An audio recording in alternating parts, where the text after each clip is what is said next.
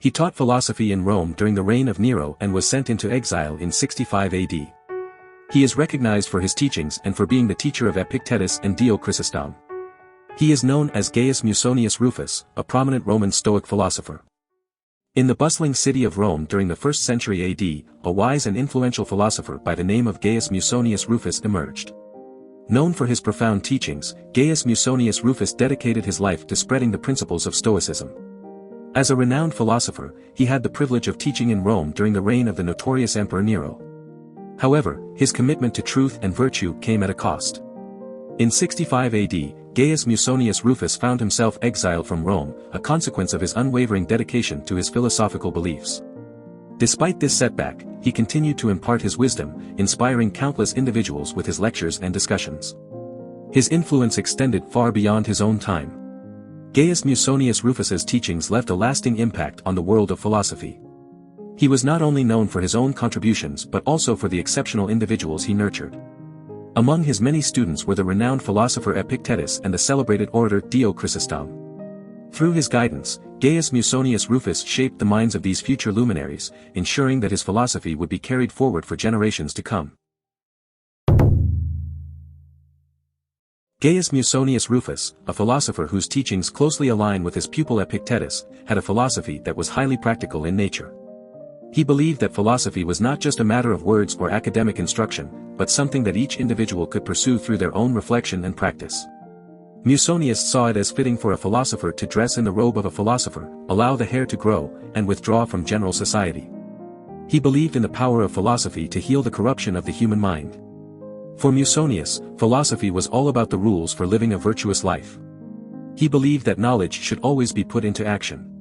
While he did not reject logic, he saw it as a sign of weakness to avoid examining fallacies that confuse the mind. However, Musonius also expressed his disdain for the multitude of dogmas that only served to feed the vanity of the sophists. Ethics held a central place in Musonius' philosophy, more so than logic or physics. He viewed philosophy as an investigation and practice of what is right and obligatory, and believed that it was simply the pursuit of a virtuous life. Musonius emphasized that both men and women should cultivate philosophy as the surest path to virtue. Musonius emphasized the importance of both mental and physical practice. The exercise of the mind through reflection and the adoption of good rules in life were crucial, as well as the endurance of bodily pains that affected both the soul and the body. Living according to nature, for Musonius, meant cultivating social and friendly sentiments, being content with fulfilling the basic needs of nature, and combating all forms of selfishness. He also had strong views on marriage and family, considering them not only natural but also essential for the preservation of the entire human race. Musonius vehemently opposed the unnatural practice of exposing children and advocated for acts of benevolence whenever possible.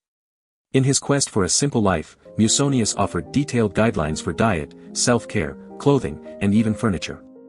He believed in allowing the hair to grow long, honoring the natural purpose of hair to cover the body. Musonius discouraged the consumption of meat and preferred food that was provided by nature rather than requiring cooking. Musonius believed that both men and women were equally capable of understanding virtue and should be trained in philosophy. He saw philosophy as a mental art of healing and placed great emphasis on the practice of virtue, valuing action over mere theory.